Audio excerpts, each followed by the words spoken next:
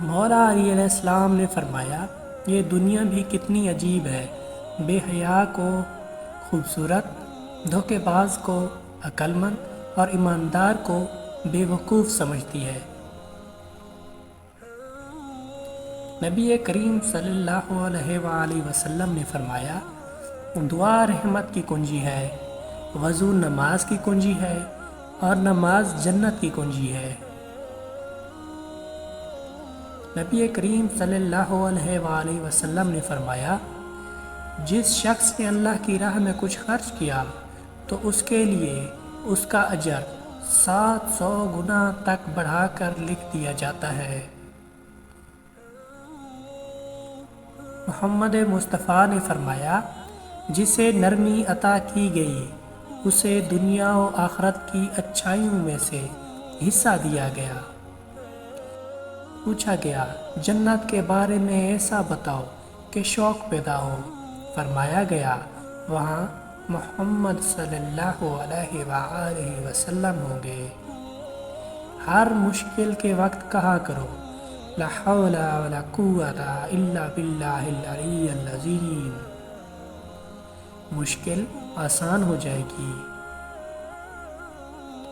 فرمان نبی صلی اللہ علیہ وآلہ وسلم، لوگوں پر ایک زمانہ آئے گا کہ ان کا مقصد ان کا پیٹ ہوگا اور دولت ان کی عزت ہوگی، عورت ان کا قبلہ ہوگا اور روپیہ ان کا دین ہوگا۔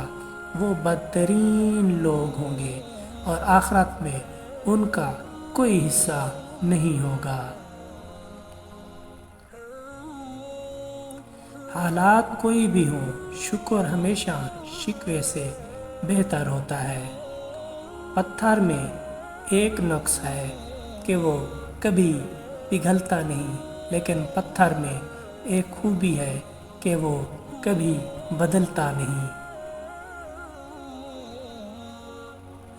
کوئی بھی اپنا محبوب کسی کو نہیں دیتا، لیکن قربان جاؤں میرے رب نے اپنا پیارا محبوب ہم گناہ گاروں کو عطا فرمایا۔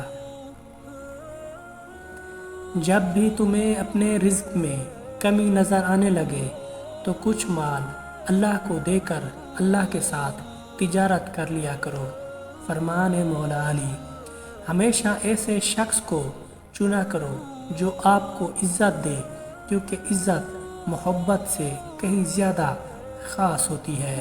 ذات کے بعد کائنات میں اگر کچھ مکمل قابل تعریف ہے تو وہ صرف محمد مصطفیٰ صلی اللہ علیہ وآلہ وسلم کی شخصیت ہے۔ زبان کی حفاظت کرو، کیونکہ عزت اور ذلت کی یہی ذمہ دار ہے۔ آقا کریم نے فرمایا، جو شخص کسی مسلمان کو ایسی جگہ ذلیل کرے گا جہاں اس کی عزت جاتی ہے تو اللہ اسے ایسی جگہ ذلیل کرے گا جہاں اسے اللہ کی مدد کی ضرورت ہوگی۔ فجر کی نماز انسان کے لیے شیطان کے خلاف دن کی سب سے پہلی کامیابی ہوتی ہے۔